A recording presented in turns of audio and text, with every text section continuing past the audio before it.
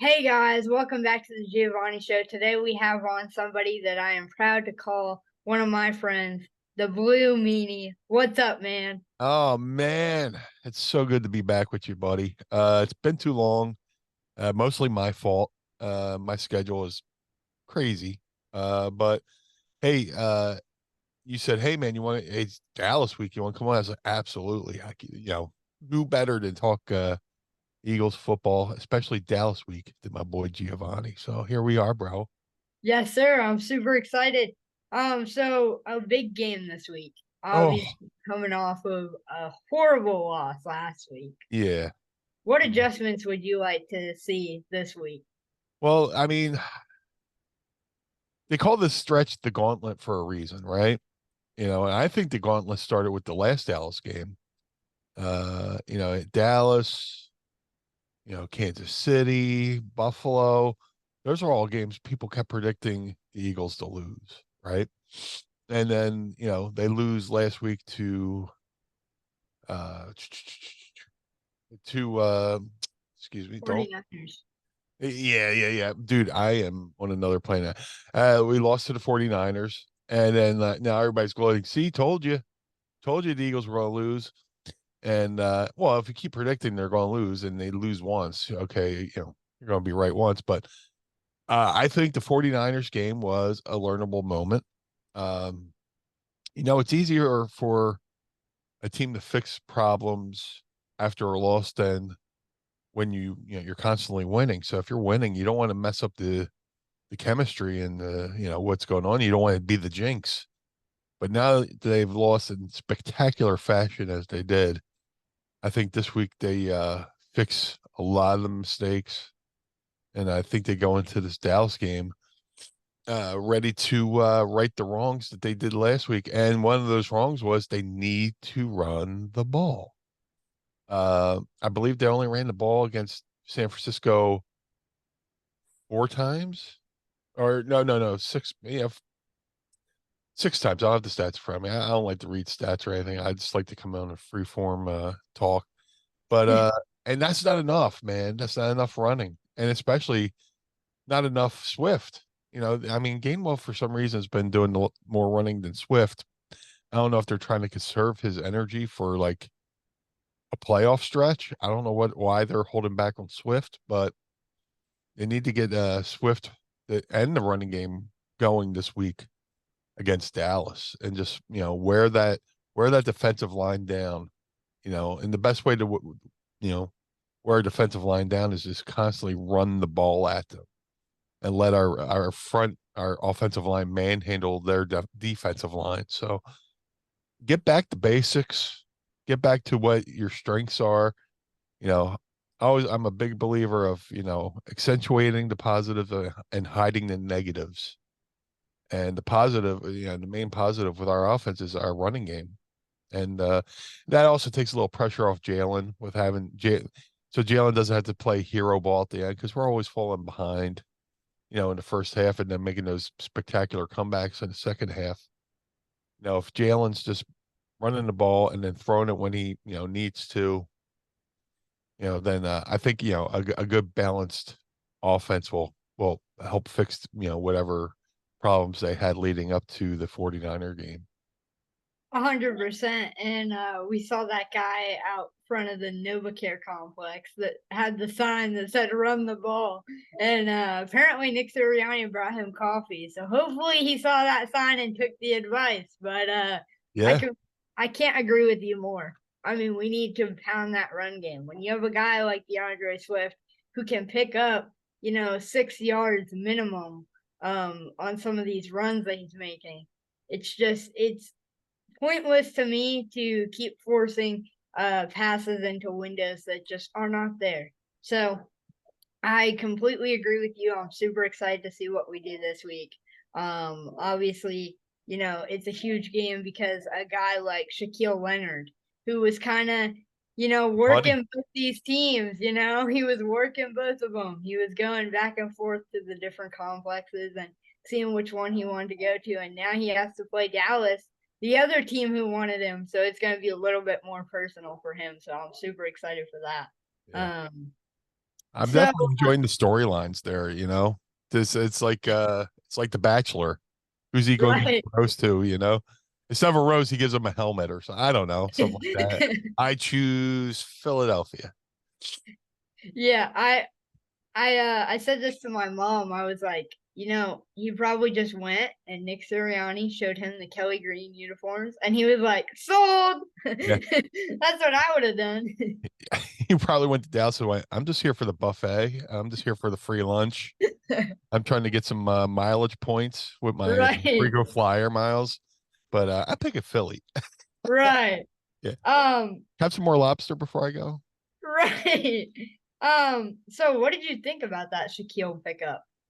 Dude, they need it. I mean, you were closer to Shaq Leonard. You got more intel on him. Being living there in Indiana and watching the Colts and stuff like that.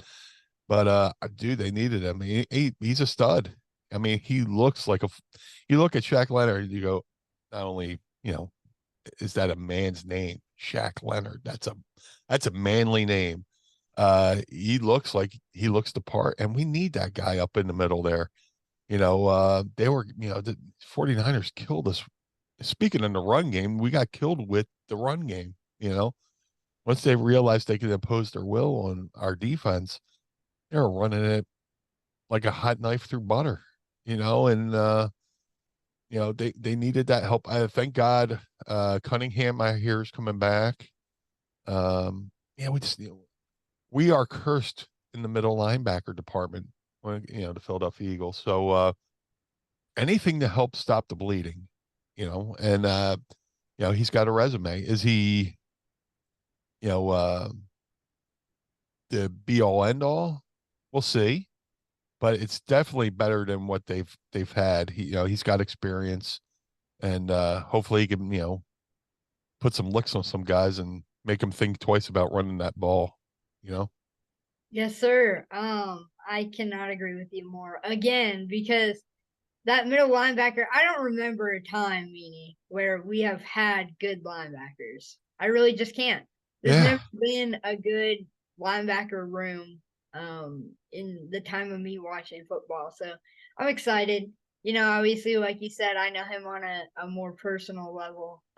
Yes. We're good friends. We go back a few years ago, and he brings a lot to this team on the field and off the field. I mean, he's going to be a great person. I know he's going to be doing stuff in the community for Philly, which is just amazing. So I'm excited to see that. But also, his biggest thing is when he gets to that ball, he punches it out. So I'm excited to see some Good. turnovers. Good. It's good to know. You know, and then that aspect helped us against the Chiefs. Kelsey had the ball. I believe it was Cunningham went up and either Cunningham or Roby went up to and then punched the ball out. You got to do that. You know, uh, CD Lamb. I want to see somebody put a lick on CD Lamb and just flowers pop up or something. I don't know, just something really cartoony. A big hit on him and just make him go, okay, I'm not going over that way. And I think Shaq Leonard. Stars above his head. Yeah, yeah, some Looney Tunes kind of stuff, man. Just hit somebody. I'm begging you. And that's another thing, man. In this 49ers game, they weren't tackling. They were trying to do that. Okay, I'll hit you and maybe you'll go down, but you can't hit Christian McCaffrey like that. He's just going to bounce off you and keep going forward. You got to wrap a guy up and, pull him down, man. I mean, they were suplexing, Devontae Smith over on the sideline, and Big Dom had to say, hey, enough of that. But yeah, you got to tackle people, man. You got to hit people. You got to make people, make a decision whether they pick the right profession when they're out there playing against you. They're like, man, should I really be a football player out here?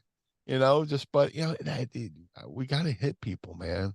And I mean, not dirty, just put a lick on them to make them reassess their life choices. Right. We need to make them think twice about running that route. So Absolutely. I'm so excited. Hopefully, I mean, I've been asking for this pretty much all season. We need to stop with the weak zone coverage. We need Yeah. some man coverage. When Yes. we have such a great secondary like we do, we need to stop playing this weak zone and going for these weak tackles. So I can't agree with you more there. So my next question for you is, what do you think about the possibility of Zach Ertz coming back home? Dude, it would be a storybook ending. It would be that would be the cherry on the top, or the bow on top of such a great career. Zach Ertz, the man. I was sad to see him go. I didn't want to see him go, but I understand it's business. You need to have Dallas Goddard, be the man in the offense. And sometimes it's hard to make it was going to be hard to have Dallas be the number one when you still have a great player like Zach Ertz there. So they had to do what they thought they had to do, and they traded him. But if the Cardinals are willing to let him go and he's free and clear to come back, he's great for depth. Bring him back because I mean, enough since Dallas Goddard's been out, how many tight ends did they throw to? Two, maybe. There's maybe two passes to a tight end. You know, you get those wide receivers out there. You get Dallas and Ertz out there all at the same time, and then defenses have to pick who are we going to cover. Dallas was out. So they're like, okay, we could either double up on AJ or we could double up on Smitty. Now you got Dallas coming back. You got Dallas Goddard coming back. Get Zach Ertz out there, and that defense has to go. Man, who do we cover? You know, you get a lot of one-on-one situations, a lot of winnable situations. AJ and Smitty have no problem going up for those those 50-50 balls. And it would just be an added element to this explosive offense. I'd love to see Ertz come back and be in the Eagles jersey and hopefully have another good playoff run. You know what I'm saying? 100%. I hope that it happens. I need it to happen. Yeah. I want to see that 12th personnel, like you were saying. I think that it could really work, especially like you said, guys are going to be like, who do we cover here? So Right. there will be a lot of one-on-one situations. So I think that that'll be perfect. I think Nick Sirianni's biggest thing right now, though, is he doesn't want to have too many cooks in the kitchen. So, I mean, he's kind of right there. We do have so many people for Joe and a target, but what's another person? He's gonna Yeah. love that. He's gonna love all the options, and I think that if Sirianni can trust Jalen to make the right reads and make the right passes, it'll be magic. Yeah. And Jalen needs this game. There's a lot of disrespect thrown his way by the 49ers after this game, and it's frustrating. I get angry, when people disrespect my team, disrespect my quarterback. He's one of the best in the league, and if you watch any outside media, you wouldn't know it. He's done all these spectacular things on offense, and he's a dual threat, with his arms and with his legs, and you know, I think this game, come out and make a point, make a statement, and unfortunately, it's too late to get Ertz in here for this game. I mean, I want to see Ertz come back, but this game against Dallas, it needs to be a statement game because we haven't, the Eagles haven't swept the Cowboys, you know, in the season since maybe 2011, I believe, and it's been a while since they won in Dallas, so they need to make a statement with this game. And go down there, make a statement, and come back. And then basically, I don't want to say the rest of the season is easy, but it's definitely manageable between the Seahawks, playing the Giants twice, and playing the Cardinals. And you especially want to see Ertz come back, and face the Cardinals. Just to not that like he was there forever, but it's just it'd be good for him to go back and be like, this is the guy you hired, and this is the guy you wasted at Arizona. You know what I'm saying? Yeah. So my last question for you, Meanie, Yes, is sir. every single podcast, um, I try to do a anti-bullying uh Yes. campaign in a way. So, um, my last question to you is, in your opinion, what is one way that we can stop bullying for the youth? A good way to stop bullying for the youth, it comes down to parenting, I think. You know, um, you know, look, I was bullied as a kid, believe it or not. You know, of course, I wrestled for hardcore ECW and I wrestled for WWE. And you think, being a wrestler's tough. But I had a really tough childhood, you know. I got bullied a lot. And I got bullied because, you know, my mom was a single parent. Other kids had moms and dads. I got bullied for having asthma. I couldn't play the other kids' reindeer games. I couldn't go out and do things because I couldn't breathe. Then, once you get bullied for, being a kid of a single parent, you get bullied for having asthma and not being athletic. That leads to depression. That leads to eating, depression eating. And I got fat. And so I started getting bullied for being fat. So, like, it seemed like I couldn't catch a break as a kid. And these kids, and kids are mean, kids have no filter. And to me, I think if somehow, like, if a parent is aware of their child bullying another child and they don't correct it, that's just as bad. That's doubly as bad as a kid bullying, because sometimes kids don't know better to stop bullying, but it needs a parent to go, hey, cut that out. That's not right. Would you like it if somebody said that to you? You know what I'm saying? Complicity is just as bad as, a kid bullying.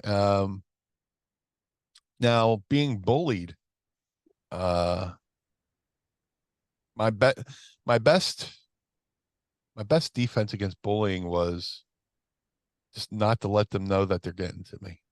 You know what I'm saying? Uh, have I always had like a tough exterior to where that, somebody said something to me, don't acknowledge it, move forward. And then, once I get into the privacy of my own room, get into the privacy of my own bedroom, you just go, what is going, just, you know, uh, then you can get emotional. And, in wrestling, we have the term selling, when somebody throws a punch, you sell it, or we see it on a football field, when the guy flops or LeBron flops, he's selling like he's hurt, I say, don't sell for the bullies. Don't put them over. Don't let them know that they're getting to you. Once you let a bully know that he's got you, he will never let up. But once they realize they're not bothering you, they'll get bored and stop and move on because they've lost. Once you've given a bully just one inkling that they bothered you, they've won. Same with like trolls on Twitter. Never, reply to the trolls, because once you reply, they'll they come out like bees. They come out like a swarm and they all gang up on you. Well, once you go, whatever, you go, Yeah. oh, well, that wasn't fun, So when it comes to bullying, uh, to, to stop it, it all starts at home, I believe. Um, it's got a parent needs to explain to a child what is wrong with bullying and how, you know, and flip the tables and say, hey, would you like if somebody did that? Like that's something my grandmom did. She's like, don't you do that. What if he did that to you? Would you like it? You know? And I would have to sit back and go, no, I wouldn't like it and I wouldn't do it. There's a difference between, busting chops, as we say in wrestling, or in the wrestling business, ribbing, playful fun, making fun, having a good joke, than just being mean spirited. You know, I have, a certain set of friends. They could say whatever they want to me. and it's not going to bother me because I know I know they're saying what they're saying to me with love. If I trip, if I'm walking down the street and I trip, look, Brian's, goofing out, whatever. But if a total stranger said it to me, I'm like, oh, now we got a problem. But you know, uh, to get back to your point, I know I get a little long-winded. To end bullying or to curtail bullying, it needs to start with the parents and just the parents going, hey, cut that out. If you're a child and you're being bullied by somebody in school, say something. Say something to a teacher, say something to a principal, say something to your friend's parents. Because sometimes there could be bullying and you know, the parent is unaware as well. So just just talk, just be brave. Don't keep on a tough exterior, but also talk. You know, if somebody's messing with you, go. It's somebody. If there's somebody and they say something across the line, be like, "Hey, what is there a problem here? Why are you doing this?" And if a guy goes, "I'm just having fun," be like, "Hey, man, I don't joke like that." There's so many different things you could do, and these are the things. Yeah, I'm 50 now, and I've gone through this a lot in my life. It's always been, oh, Brian's fat, Brian's this, Brian's that, Brian that. And it's always just, a matter of just having a brave exterior and don't let the bullies win. Because once you acknowledge them, they've won. If you ignore them, they'll get bored and go away. And so hopefully that answered your question. But it's a shame, and it happens a lot, from childhood to adulthood, with this, I've seen it happen, and it's unfortunate. Yeah. I mean, you already know how much it happens to me. It's basically just an everyday thing for me, to be honest. And it's either my teeth or the way that I look different or just stuff like that. And you Yeah. know, it it does hurt a lot, and it's just a mental battle that I have to face every day when I wake up. But Well, yeah. it's worth it because I've gotten to this point where I'm so blessed in other ways that I have an outlet to talk about football, and I'm really starting my career this way. So I'm very blessed, and I think that to have what I have is better than to look like any other 16-year-old. Dude, let me tell you something. I saw your kindness huddle, and it tugged at my heart, man. I wanted to reach through the screen and give you a big old hug, but you can't you can't acknowledge it. I mean, you can inwardly acknowledge it, but to them, to the people who say the mean things, there's something going on in their life that they feel the need to bring other people down. You know what I'm saying? People who especially if you're an adult, just the people who are outwardly trying to hurt somebody else's feelings probably have something going on in their own life and they feel like the need to take it out on somebody else. I had a crappy day. I'm going to take it out on somebody else. All you have to do as an individual, Giovanni, is just keep living your best life. How old are you now? 16. You're 16, man. I would gladly trade places with you. Just but keep the knowledge I have now, but put it in your 16-year-old body. Just dude, life gets better, man. And you're living your best life. I'm looking at the wall. Look, you got all these awesome photos. You got these awesome framed photos. I wish I could.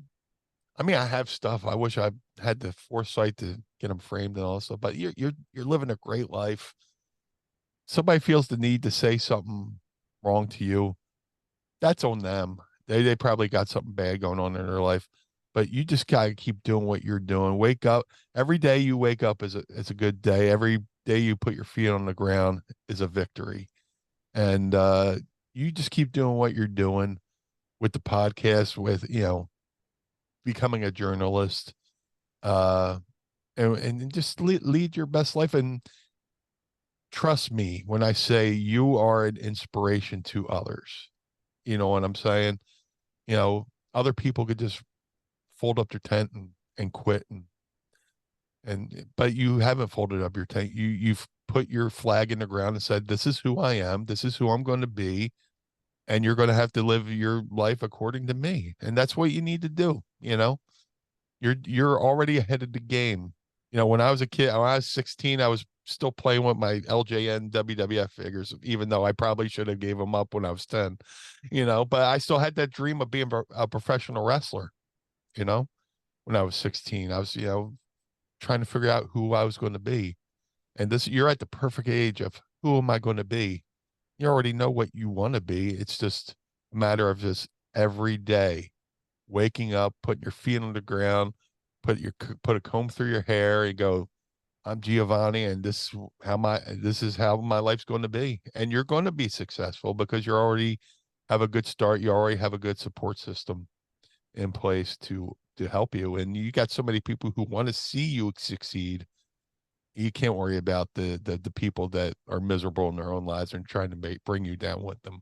You know, when somebody's drowning, they reach for the person closest to them and try to bring them down with you. You just gotta keep swimming, man. Just keep swimming. And I believe in you, and so many people believe in you that you know, and yeah, I'm always a phone call away. I'm always a text away if you ever need, you know, somebody to talk to. So, and you got so many people in your life who care about you. Just keep doing what you're doing, man. You're winning. Every day you are winning. Yes, sir. I appreciate you coming on today and talking Anytime. to me. Thank you. Thank you, man. Yeah, man. Let's wrap this. Oh, yeah, if we're gonna wrap this up, let's say what do you think the score is going to be, buddy?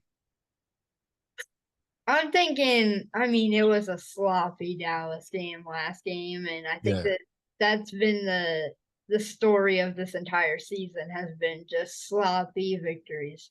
So I think it's going to be like a 28-27 type of game. Yeah.